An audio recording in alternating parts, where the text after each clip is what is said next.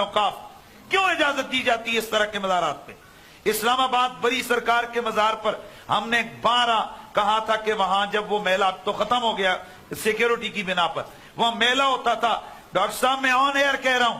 وہاں پر لاکھوں روپے کی چرس بکتی تھی، جس میں لاکھوں بلکہ کروڑوں کی، جس میں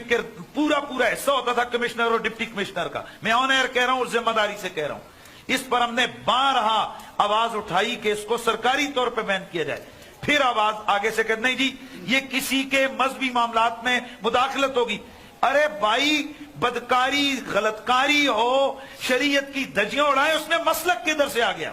تو آج ہمیں شکر ہے اللہ کا ایک پلیٹ فارم ملا ہے، ہم علل اعلان مسلک اہل سنت کی طرف سے، میں کروڑوں سنیوں کی نمائندگی کرتے ہوئے، میں علماء کی نمائندگی کرتے ہوئے، میں اس بات کا علل اعلان بالکل اظہار کرتا ہوں کہ کسی بھی مزار پہ بھانگ بھنگڑا چرس سجدہ مجدہ یہ سب حرام کام ہے، اس کی شریعت میں کوئی گنجائش اور اجازت نہیں۔